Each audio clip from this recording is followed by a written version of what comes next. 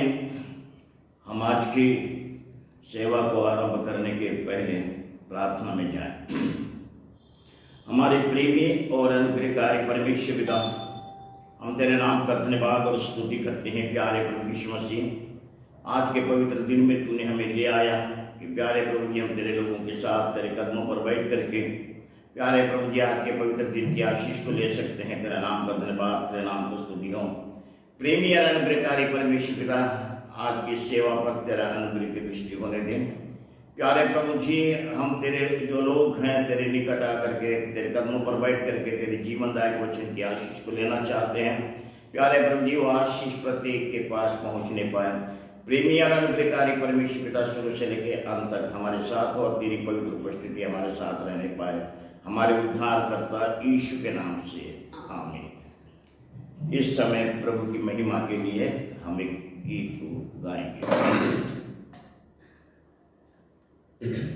अनादि ईश्वर तू मेरे लिए प्रभु शरण सहारा है। हमेशा सुख दुख परिस्थिति में, हमेशा सुख दुख परिस्थिति में, जीवन की राहों में आंधी तूफान का शोर होता है। जीवन की राहों में आंधी तूफान का शोर होता है। आज्ञा देकर शांत बना, मेरी नैया उसे पार लगा। आज्ञा देकर शांत बना, मेरी नैया उसे पार लगा। अनादि ईश्वर तू मेरे लिए प्रभु शरण सहारा है। हमेशा सुख दुख परिस्थिति में, हमेशा सुख दुख परिस्थिति में स्वर्ग यहोवा है, धरती भी उसकी रचना है। स्वर्ग यहोवा है, धरती भी उसकी रचना है। वही हमारा ईश्वर है, उसकी चराई की भेड़ें हम। वही हमारा ईश्वर है, उसकी चराई की भेड़ें हम। अनादि ईश्वर तू मेरे लिए प्रभु शरण सहारा है। हमेशा सुख दुख परिस्थिति में, हमेशा सुख दुख परिस्थिति में। राजाओं का राजा प्रभु, धर्म से राज्य वो करेगा।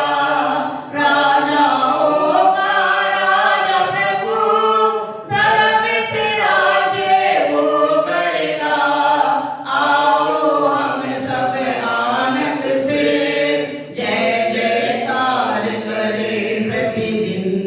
आओ हम सब आनंद से जय जयकार करें प्रतिदिन।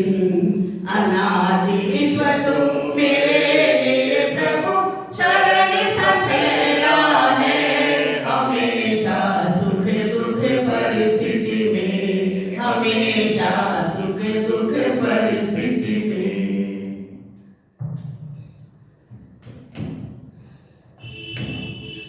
आप सबों को प्रभु यीशु मसीह की ओर से अनुग्रह और शांति मिलती रहे। परमेश्वर के नाम का धन्यवाद हो।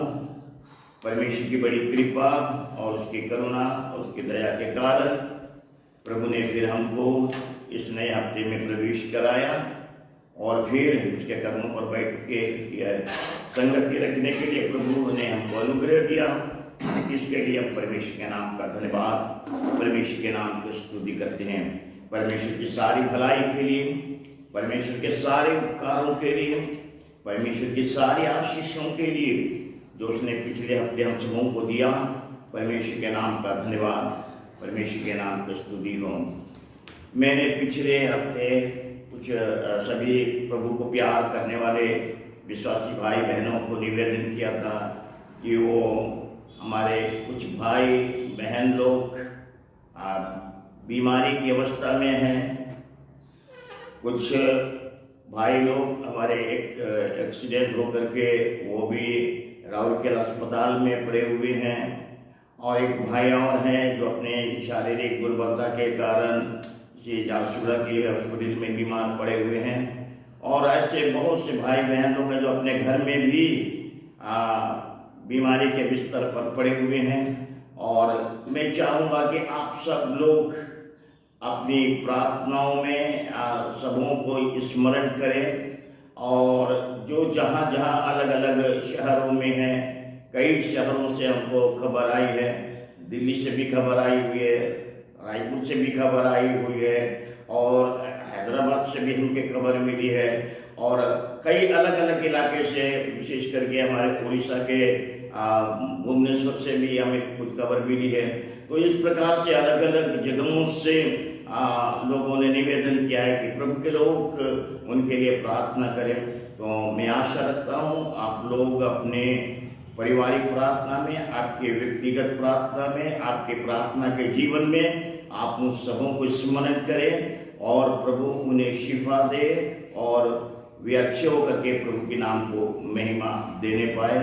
तो इस बातों को आप ध्यान में रखेंगे। आइए हम प्रार्थना के साथ बैठे,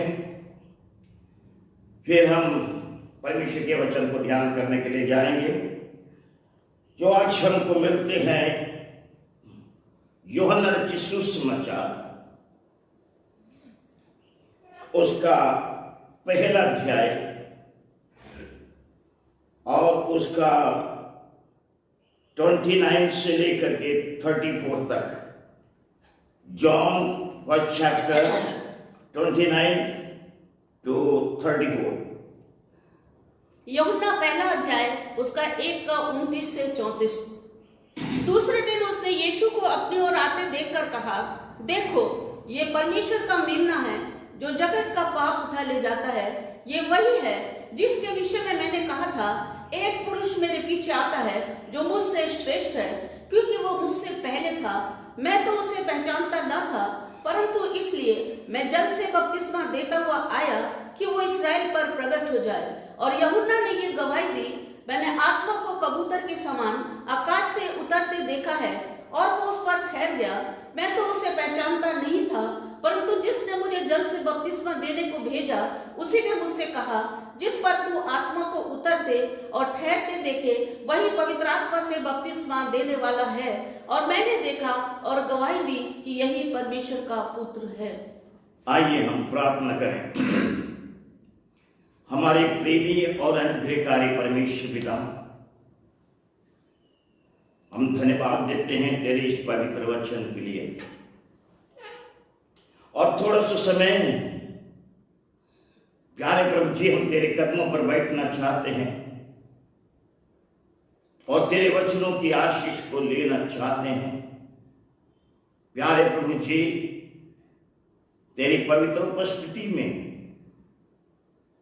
हम तेरे जीवते और तेरे सामर्थ्य वचनों की आशीष को हम लेने पाए। तो हमारी सहायता और मदद कर, मुझे भी शक्ति और सामर्थ्य तेरा वचन प्रिय लोगों तक पहुंचाने के लिए, प्रिय लोगों को भी शक्ति और सामर्थ्य तेरे कदमों पर बैठ करके तेरे वचन की आशीष को लेने के लिए। इस रीति से हम सब जन तेरे कदमों पर पाए जाएं और तेरी आशीषों को लेकर के हम सब तेरे प्रेम में, तेरे पहचान में हम बढ़ते चले जाएं। तू हमारी सहायता और मदद कर। हमारे उद्धारकर्ता प्रभु यीशु मसीह के नाम से मांगते तू न ग्रहण कर, आमीन। परमेश्वर के नाम का धन्यवाद, परमेश्वर के इस पवित्र वचन के लिए। आज जिस वचन को हम ध्यान करने के लिए जा रहे हैं, इसके अंदर दो बातों को मैं रखना चाहता हूं ताकि प्रभु के लोग प्रभु के दी हुई आशीषों के लिए, प्रभु के दिए हुए आत्मिक जीवन के लिए और प्रभु की संगति के लिए और प्रभु के प्रेम में और बढ़ने के लिए हम इस वचन को दो तरीके से समझने की, या कहना चाहिए इसको पर मनन करने की कोशिश करेंगे। क्योंकि परमेश्वर का वचन हमारे जीवन के लिए एक आत्मिक बातों में, आत्मिक संगति में, आत्मिक उन्नति में सहायक होकर के हमारी जीवन यात्रा में वो हमको चलने की, जीवन बिताने की और परमेश्वर की मर्जी को पूरा करने की शक्ति और सामर्थ्य देता है। सो प्रभु अनुग्रह करें इस वचन में से हम उपदेश और मनन करना, दोनों बातों को ध्यान करने के लिए जा रहे हैं। प्रिसिप्ट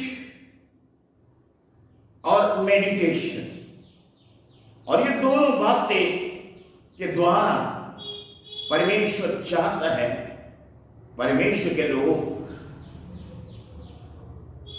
परमेश्वर के और निकट आए और परमेश्वर की अद्भुत बातों को और परमेश्वर की दी हुई आशीषों को अपने जीवन में अनुभव करते हुए प्रभु में बढ़ते चले जाए,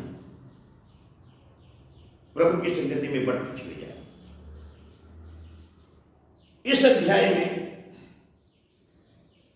हम यीशु मसीह को देखते हैं जो यरदन की ओर बपतिस्मा लेने के लिए जा रहा है। दूसरी बात, बपतिस्मा देने वाले को देखते हैं, यूहन्ना जो यरदन में बपतिस्मा लोगों को देता था।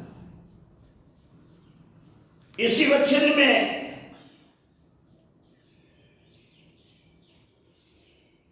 यीशु मसीह के द्वारा जो पाप को उठा के लेके गया,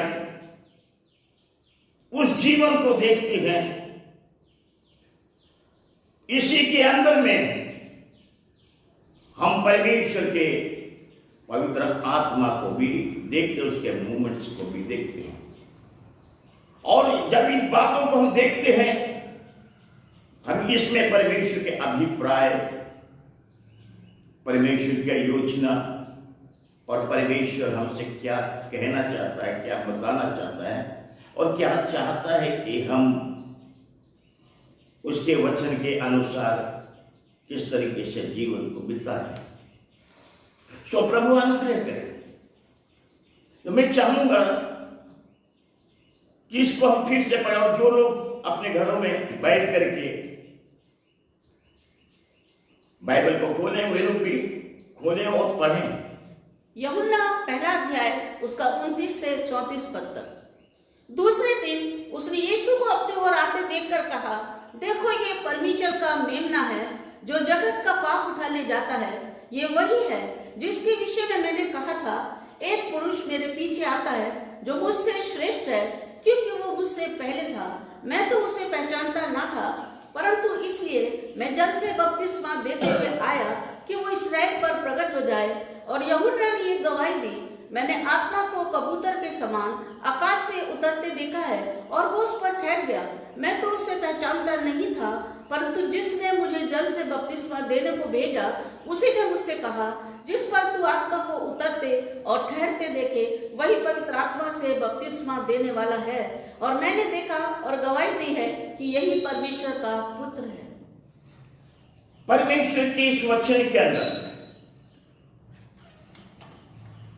यीशु मसीह को बपतिस्मा लेते हुए देखते हैं। इसी वचन में वह इस्राएल में प्रकट होने की बात भी बोलते हैं इसी वचन में वो जगत का पाप उठा ले जाने के विषय में बोलते हैं। इसी विषय में पवित्र आत्मा को उतरते हुए देखते हैं और इसी वचन में यूहन्ना की गवाही को देखते हैं। और यूहन्ना ने जो गवाही दिया और मैंने देखा और गवाही दिया कि यही परमेश्वर का पुत्र है, यही परमेश्वर का पुत्र है। यीशु मसीह के विषय में प्रियो, बाइबल हमें बताना चाहती है यूहन्ना जिसके बारे में यशायाह भविष्यवक्ता ने भविष्यवाणी किया, मसीह के आगमन का बारे में वह प्रचार करता है और उसके लिए ऐसा लिखा हुआ है, यह जंगल में पुकारने वाले का शब्द है, एक आवाज है। और ये यहूदिया के जंगल में यरदन के किनारे एक आवाज गूंज रही थी और एक ऐसी आवाज गूंज रही थी, उन दिनों में लोगों को कहा जा रहा था मन फिराओ, और मन फिराव के बारे में यह यूहन्ना बड़ी शामत के साथ यीशु मसीह के आने के पहले लोगों को तैयार कर रहा था और ऐसा हुआ भी। बहुत से लोगों ने, साधारण लोगों ने मन फिरा करके यीशु मसीह को सच्चा मान लिया। और यह भी हुआ कि शास्त्री फरीसियों ने औरों ने परमेश्वर की मनसा को अपने विषय में टाल दिया। दोनों प्रकार के लोग थे, आज्ञा पालन करने वाले लोग भी थे और आज्ञा नहीं पालन करने वाले लोग भी थे। और ये बात बताए जाते हैं कि परमेश्वर के साथ संबंध रखने के लिए, परमेश्वर के साथ जीवन बिताने के लिए दोनों प्रकार के लोग मिलते हैं। परमेश्वर को सच्चा मान करके परमेश्वर के साथ जीवन बिताने वाले लोगों की भी भीड़ है और परमेश्वर को बातों को उल्लंघन करके जीने वालों की भी बड़ी भीड़ है। दोनों प्रकार के लोग हैं। और ये जो शब्द यहूदिया के जंगल में गूंज रहा था, ऊंट के रोम का कपड़ा पहने हुए,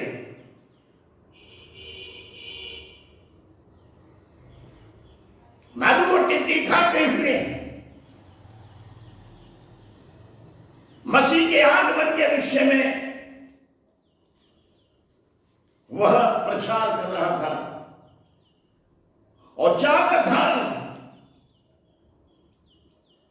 कि यह बातें इस्राएल में प्रकट हो जाए।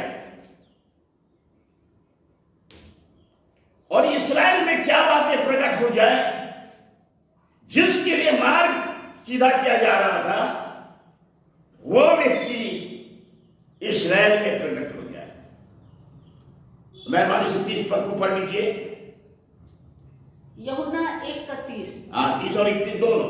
ये वही है जिसके विषय में मैंने कहा था, एक पुरुष मेरे पीछे आता है जो मुझसे श्रेष्ठ है, क्योंकि वो मुझसे पहले था।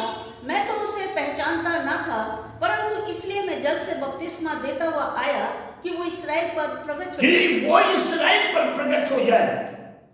क्यों इसराइल पर प्रकट हो जाए? क्योंकि बाइबल बताती हुआ अपनों के घर में आया और अपनों ने उसे विश्वास नहीं किया, और इसलिए प्रभु यीशु मसीह के यरदन में जाकर के बपतिस्मा देना और यूहन्ना का बपतिस्मा देना परमेश्वर का एक बड़ा अभिप्राय और एक योजना थी, और न केवल ये योजना इस्राएल के लिए थी परंतु सबके लिए भी थी, सारे मानव जाति के लिए भी थी। बाइबल हमें बताना चाहती है जब यीशु मसीह बपतिस्मा लेने के लिए यरदन में यूहन्ना के पास पहुंचा तो यूहन्ना ने ये बात को बताया, मैं तो उसके पैर का जूते का बंधन खोलने की इतनी भी मेरी योग्यता नहीं है, वो इतना महान व्यक्ति है। और जब प्रभु आया तो बोला मुझे तेरे यहां से बपतिस्मा लेना चाहिए था, बोला। लेकिन प्रभु यीशु मसीह ने कहा धार्मिकता को इसी रीति से पूरा होने दे। प्रियो, बाइबल हमें एक बात को बताना चाहती है। आज इस वचन की गहराइयों में, उसकी आत्मिकता में हम थोड़ा सा समय को देना चाहते हैं कि इन बातों को हम जाने। बाइबल हमें बताती है कि 29 में एक विशेष बात लिखी हुई है, पढ़ लीजिए 29 को। दूसरे दिन उसने यीशु को अपने ओर आते देखकर कहा, देखो ये परमेश्वर, देखो, behold, देखो, ये परमेश्वर का मेमना यह है, परमेश्वर का मेमना है जो जगत का पाप उठा ले जाता है। अभी उस योजना को भी यादव के पास में प्रकट किया गया। प्रभु यीशु मसीह के आने का उद्देश्य भी बता दिया गया, और ऐसा बताया दिया गया है, देखो यह परमेश्वर का मेमना है, परमेश्वर का मेमना। बाइबल हमको बताना चाहती है परमेश्वर ने अपने पुत्र को मेमने के रूप में यह संसार में भेजने का योजना बनाया, जिसको यूहन्ना ने यीशु को जब अपनी ओर आते हुए देखा तो कहा, देखो यह परमेश्वर का मेमना है जो जगत के पाप उठा लेता है। हम धन्यवाद करते हैं ऐसे मेमने के लिए। वो केवल इस्राएली जाति का पाप को उठाने के लिए नहीं आया, लेकिन वो जगत के पाप को उठाने के लिए आया। इस्राएली लोगों के लिए भी एक नियम था मूसा के द्वारा, लेवी व्यवस्था की पुस्तक में लिखा हुआ था कि ये लोग जब पाप करते हैं तो अपने पापों के प्रायश्चित के लिए वे भेड़ बकरी के मेमने को लेके आए और याजक के पास जाए और वो भेड़ को चढ़ाए और फिर याजक उनको पापों की क्षमा देते थे। ऐसे ये लोग हमेशा बार बार बार बार बार बार बार बार करते रहते थे। यीशु मसीह के आने का और इस्राएल में प्रकट होने का ये बात, उसमें परमेश्वर का प्रकाशन छिपा हुआ है। लोग कहने लगे यह व्यवस्था को मिटाना चाहता है, छुपा देना चाहता है। यीशु मसीह ने कहा, मैं व्यवस्था को लोप करने के लिए नहीं परंतु मैं व्यवस्था को पूरा करने के लिए आया हूं। मैं व्यवस्था को पूरा करने के लिए आया हूं। और ये व्यवस्था जो मूसा के द्वारा मिली, जब इस्राएली लोग मेमने को ला करके अपने पापों का प्रायश्चित करते थे, और हम सब लोग ऐसे करते रहते, जब पाप करते फिर लाते मेमने को और पाप क्षमा पाप करते रहते थे, बार बार यही काम करते थे। पर जब प्रभु यीशु मसीह आया, उसने इस व्यवस्था को अपने में पूरा किया और ये व्यवस्था को पूरा करके इस्राएल पे भी प्रकट किया। मतलब अब ये है कि केवल अब इस्राएल के लिए नहीं, परंतु सारे पृथ्वी पर सारे मानव जाति के लिए परमेश्वर ने अपनी एक योजना को तैयार किया।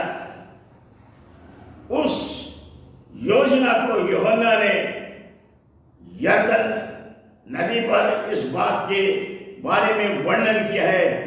देखो, परमेश्वर का मेमना जो जगत के पाप उठा ले। वो बोल सकता था इस्राएल के पाप उठा ले सकता था, परंतु ऐसा नहीं कहा। देखो, वह जगत के पाप उठा ले जाता है। प्रियो, परमेश्वर के वचन में इस प्रकार लिखा है कि यह व्यक्ति जब बपतिस्मा दे रहा था और प्रभु वहां पहुंचे, तब उसने गवाही भी दिया। 32 पद को पढ़े, 32 पद। यूहन्ना 1:32। और यूहन्ना ने ये गवाही दी, और यूहन्ना ने ये गवाही दी, मैंने आत्मा को कबूतर के समान आकाश से उतरते हुए देखा है और वो उस पर ठहर गया। अब यहां दो एक विशेष चीजें देखने को मिलती हैं। एक मेमना है और एक कबूतर है। यरदन नदी है,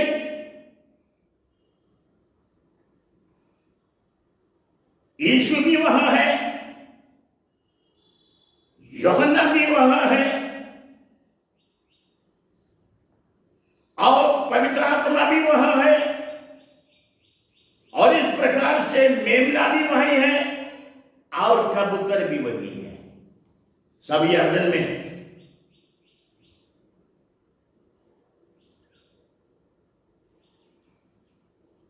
बहुत से लोग इस बैप्टिज्म के विषय में सोचते हैं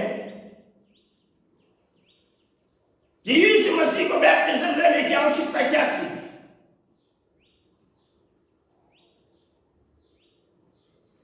यीशु मसीह का यरदन में बैप्टिज्म लेना धार्मिकता को पूरा करना, यह वो धार्मिकता है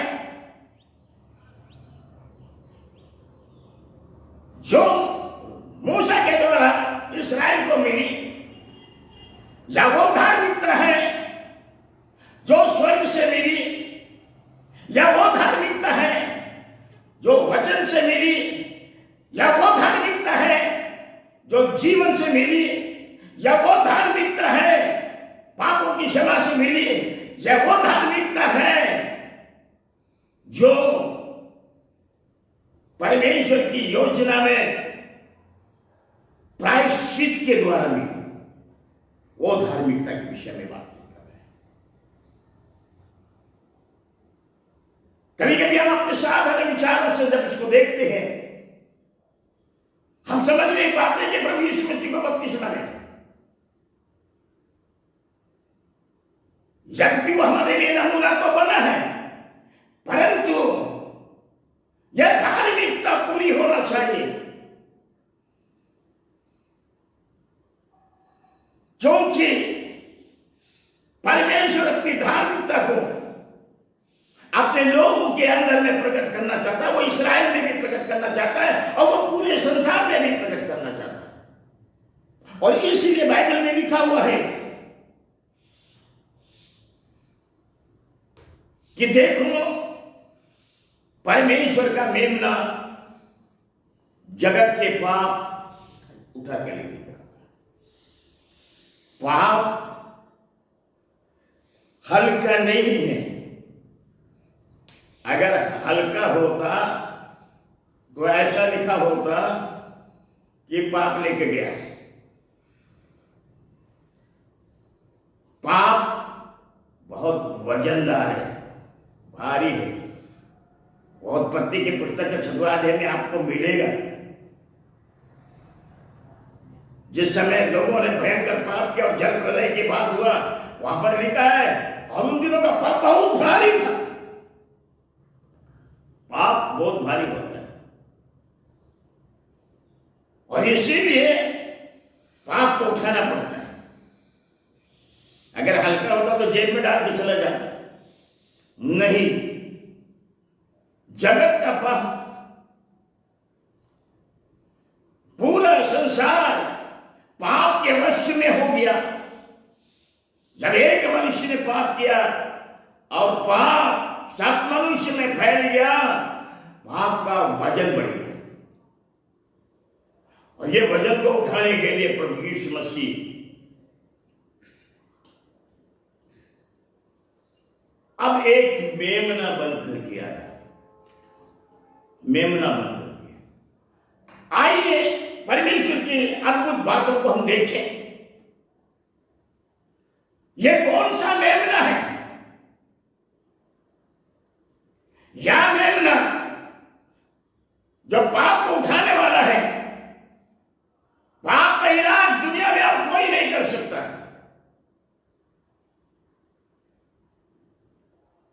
संसार में कितने शासन आए, लेकिन वो पाप का इलाज नहीं कर सकते। संसार के किसी मनुष्य के पास पाप का इलाज नहीं है। बाइबल हमको बताती है ये पाप है क्या चीज। बाइबल हमें बताती है ब्रोकन द लॉ इज सिन।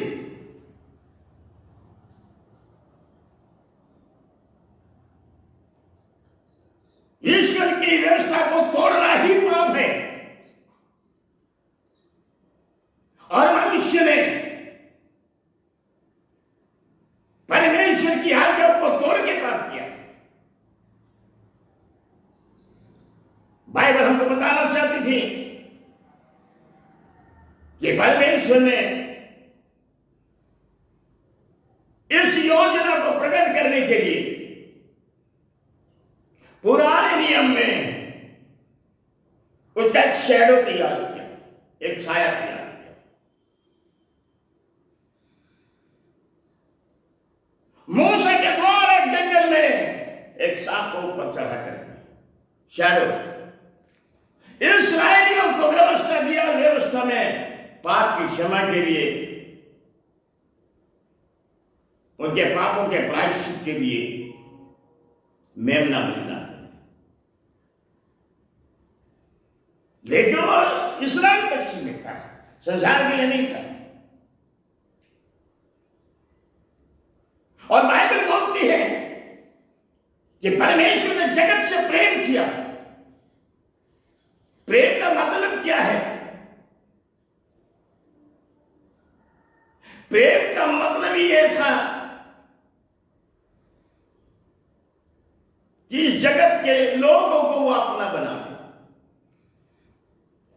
अपनी प्रजा बना ले, अपने संतान बना ले, अपने पुत्र बना ले, अपने लोग बना ले, अपनी प्रजा बना ले। यही प्रेम था, संसार के लोगों को अपना बना ले। और इसलिए इस पाप की योजना को, जिसकी प्रतिछाई हम पुराने नियम में देखते हैं, नए नियम में वह बात पूरी होते हुए यरदन में हमको देखने को मिली। उसके बारे में इस बात को इस्राएल पर प्रकट किया गया कि इस्राएल भी जाने और समस्त पृथ्वी के लोग भी जाने। प्रियो, लोग ऐसे मेमने लेकर के आते थे और याजक को देते, वो बलि करता, उनको पापों की क्षमा मिलती थी। लय व्यवस्था की पुस्तक 17वां अध्याय में लिखो, क्योंकि बिना लहू बहाए पाप की क्षमा है ही नहीं।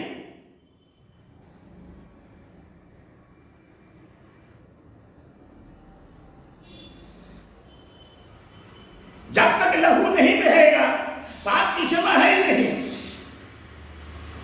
और इसीलिए एक शर्त था पुराने नियम में मेमने को बलिदान करके याजक लोग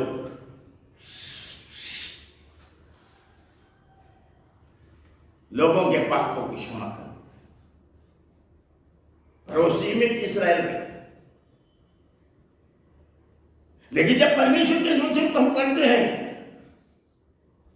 तो यहां पर ऐसा लिखा है,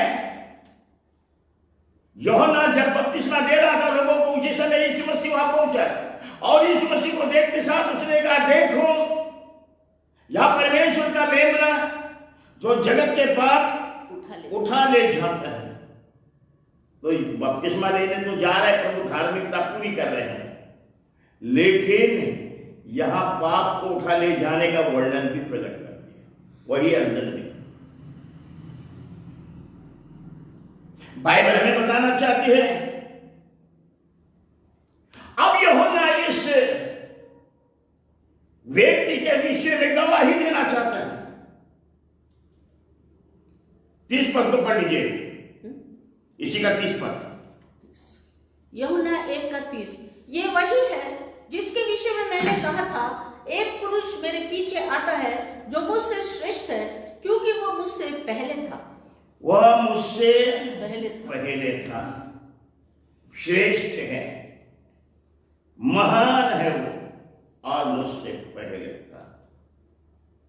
वह यीशु मसीह के विषय में लोगों को बता रहा है।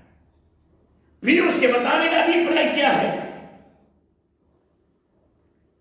यूहन्ना ये बात को जानता था, मैं मन फिराव का बपतिस्मा देता, मैं और कुछ नहीं कर सकता। जब मुझे एक शब्द बना करके और लोगों के बीच में इसी आने वाले प्रभु के बारे में मैंने प्रचार किया, तो मार्ग तैयार करने के लिए। यह मेरी मर्जी से नहीं हुआ, यह परमेश्वर की मर्जी से हुआ, और भविष्यता के द्वारा भविष्यवाणी हुआ। मैं एक शब्द बन करके यहूदा के जंगलों में मैं प्रचार करता रहा, लेकिन आज उसने यीशु मसीह को अपनी ओर आते हुए देखा, तब उसने कहा, यह परमेश्वर का मेमना है जो जगत का पाप उठा ले जाता है। प्रभु यीशु मसीह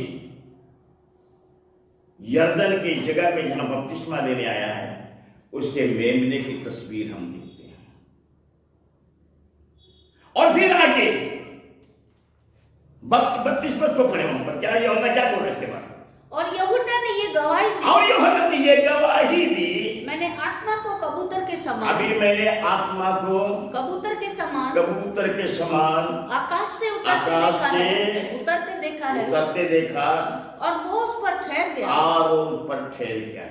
अभी ये जो मेमना है, इस मेमने के ऊपर में कबूतर आ गया। मेमना परमेश्वर का है। ये मेमना आया कहां से? स्वर्ग से आया।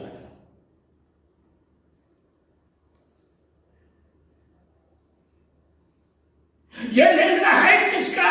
ये मेमना है परमेश्वर का।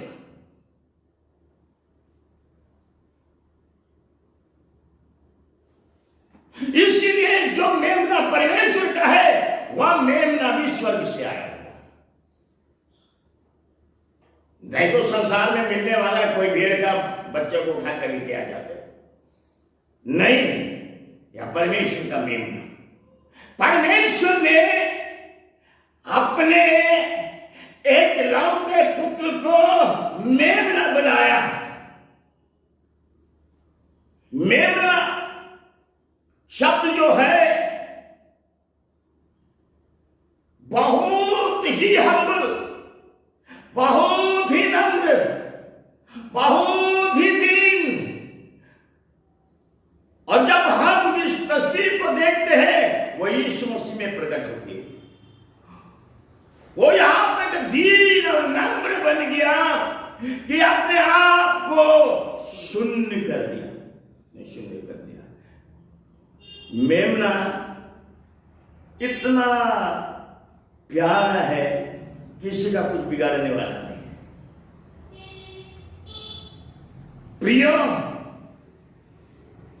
यह पहलोठा मेमना है। लोग अपने जब इस्राएली लोग भी थे तो पहला वाला बच्चे को लेके जाते थे, ज्यादा पसंद लोग करते थे, उसको लेकर के जाते थे अपना पहला। यह भी इकलौता पुत्र या मेमना बन गया। बाइबल हमें बताना चाहती है अब इसके ऊपर कबूतर बैठ गया। यह कौन सा कबूतर है? जैसे यह मेमना संसार का नहीं है, यह कबूतर भी संसार का नहीं है। यह कबूतर भी स्वर्ग से आया हुआ,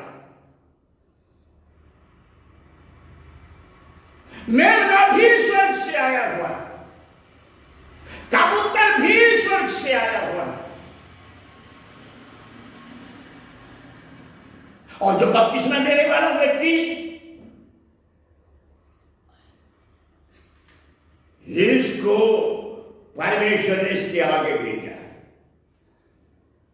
यह कैसा व्यक्ति है जो बपतिस्मा दे रहा है? लोगों को तो दिया, अब यीशु मसीह को बपतिस्मा दे रहा है।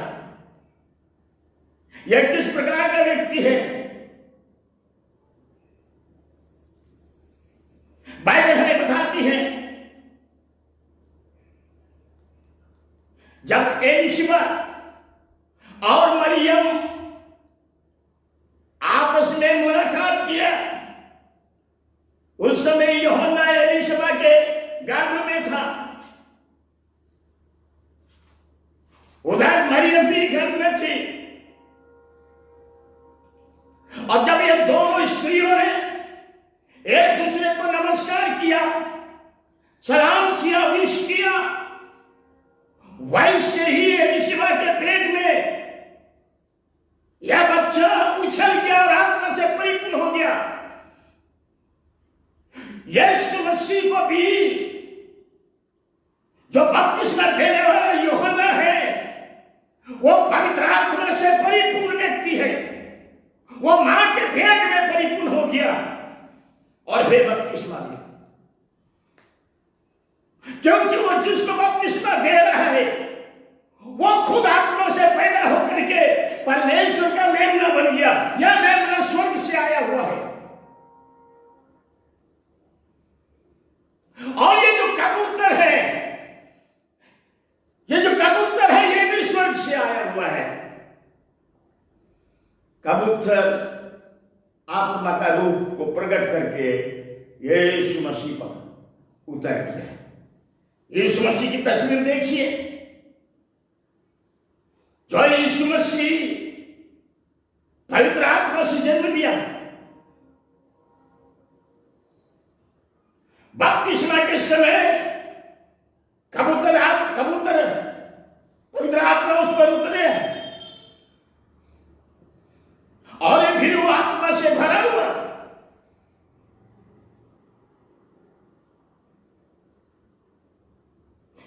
जंगल में भी गया, गलील में भी गया, आत्मा से भर करके। और जिसने उसको बपतिस्मा दिया वह भी पवित्र आत्मा से भरा हुआ व्यक्ति था। प्रियो, बाइबल हमको बताना चाहती है परमेश्वर की योजना में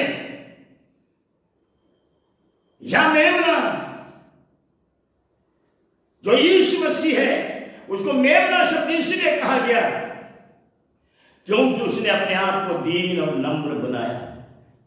मेमना किसी को काट नहीं सकता, मेमना किसी से लड़ नहीं सकता, मेमना किसी को डरा नहीं सकता, मेमना किसी का कुछ बिगाड़ नहीं सकता।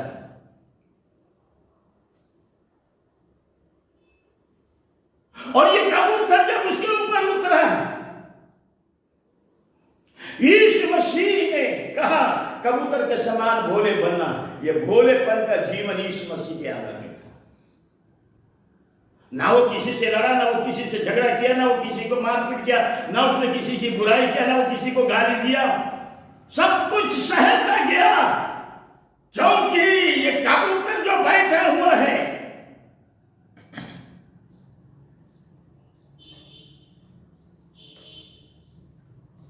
कबूतर किसी को काटता नहीं, किसी को नोचता नहीं है।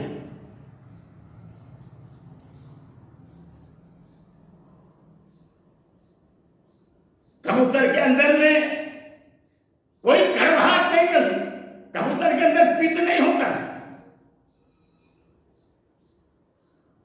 और पवित्र आत्मा ने कबूतर का रूप लेकर के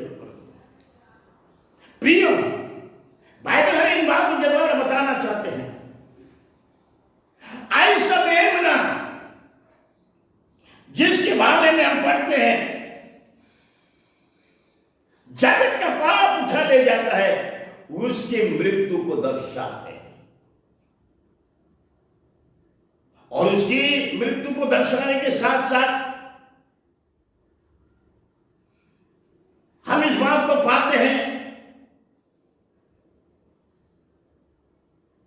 कि उसका लहू बहाया जाना। बाइबल हमें बताना चाहते हैं इस मेमने के विषय में, पहला पत्रस की पत्री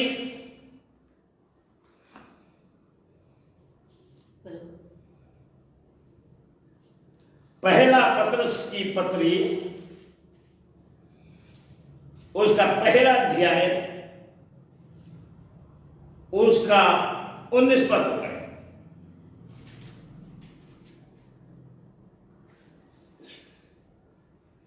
पहला पत्रस पहला अध्याय उसका 19 पद। पर निर्दोष और निष्कलंक मेमने, अभी यह यीशु मसीह के विषय में बताया है, निर्दोष वो ब्लेमलेस और निष्कलंक मेमने, निष्कलंक स्पॉटलेस, कोई कलंक नहीं, स्पॉटलेस, निष्कलंक, निर्दोष मेमना, अर्थात 2 मिनट, निर्दोष जिसमें कोई दोष नहीं, निष्कलंक जिसमें कोई दाग नहीं।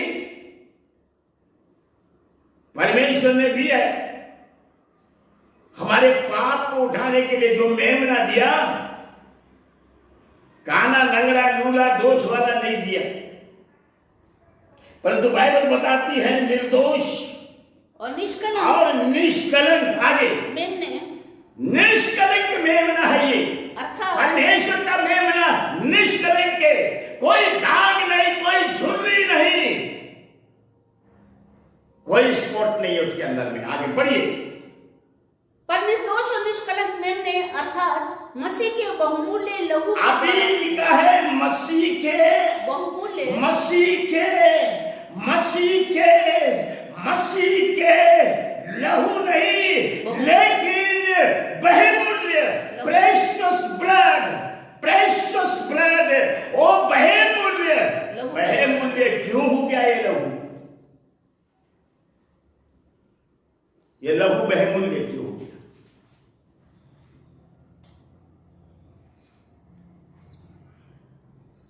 यह बहुमूल्य लहू इसलिए हो गया कि इस लहू में जीवन है। यह लहू पवित्र आत्मा से बना हुआ है। यह लहू में इतनी ताकत है, इतनी शक्ति है कि वो पाप को मिटा सकता है, धो सकता है, शुद्ध कर सकता है, पवित्र कर सकता है, और ये जीवित लहू है, इसलिए वो मनुष्य के हर एक पाप को खत्म कर सकता है। तो पाप के लिए और कोई इलाज नहीं है। लिखा हुआ है कि बहुमूल्य लहू के द्वारा हुआ। मेमना परमेश्वर का है, तो लहू भी परमेश्वर का है। पवित्र आत्मा परमेश्वर का है, तो वो बहुत कीमती है। और इस लहू में इतनी ताकत है कि वो मनुष्य के पाप को धो सकता है, शुद्ध कर सकता है, पवित्र कर सकता है। और बाइबल हमें बताती है रोमी की पत्री में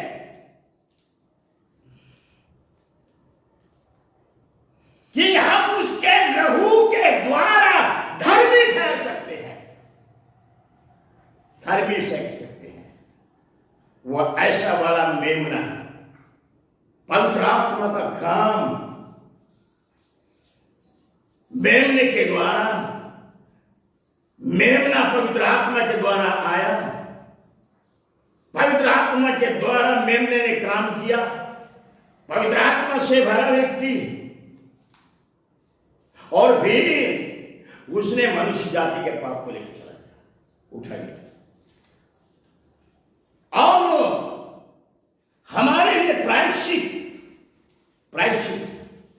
देखिए, प्रायश्चित के बारे में आप पहले यूहन्ना उसका 2 को देख लीजिए मेहरबानी से। पहला यूहन्ना उसका 2 जी हाँ। ये वही और वही हमारे पापों का प्रायश्चित है, और वही हमारे पापों का प्रायश्चित है, वही हमारे पापों का प्रायश्चित है। प्रोपिटेशन वही हमारे पापों का प्रायश्चित है। वो हमारे पाप के लिए हमको प्रायश्चित करना चाहिए था, लेकिन यीशु ने हमारे पापों का प्रायश्चित बन गया। और केवल हमारे ही नहीं, वरन सारे जगत के पापों का भी। परमेश्वर के नाम का धन्यवाद, परमेश्वर के नाम का स्तुति हो। केवल इस्राएल के लिए नहीं, केवल अपनी जाति के लिए नहीं, वो इस्राएल पर प्रकट हो जाए, न केवल इस्राएल पर परंतु सारे पृथ्वी के लोगों के। फिर से एक बार पढ़ दीजिए वचन को। और वही हमारे पापों का प्रायश्चित, और वही हमारे पापों का प्रायश्चित है, और केवल हमारे ही नहीं, वरन सारे जगत के पापों का, परंतु वो सारे जगत के पापों का प्रायश्चित, सारे जगत के।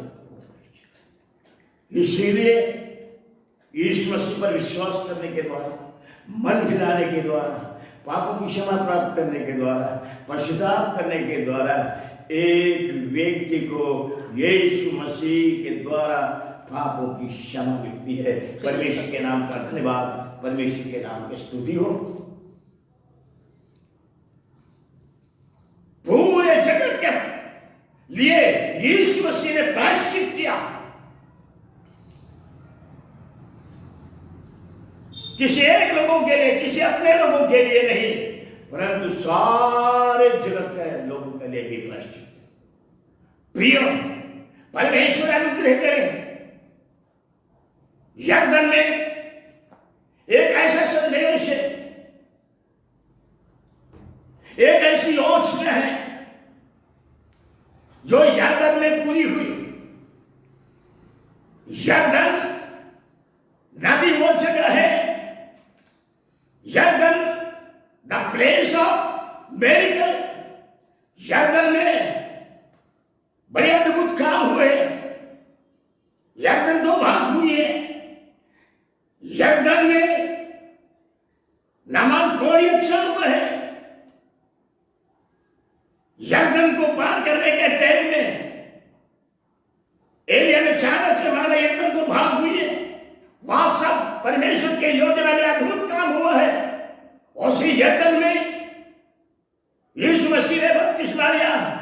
ये अद्भुत काम है, एक आश्चर्य क्रम है, ये परमेश्वर की महान योजना है जो यरदन में प्रकट की गई है, क्योंकि यरदन है द प्लेस ऑफ मेरिकल।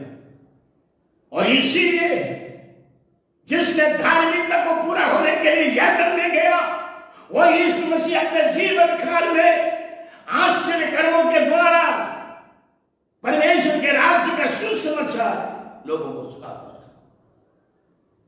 प्रियो, प्रभु अनुग्रह करे। मैं एक बात बोल करके संदेश को समाप्त करना चाहता हूं। प्रकाशित वाक्य की पुस्तक जो दर्शन की पुस्तक है, उसमें यीशु मसीह के लिए मेमने शब्द को इस्तेमाल किया गया है। थोड़ा सा उसका 1-2 भाग को हम लोग देख लेंगे।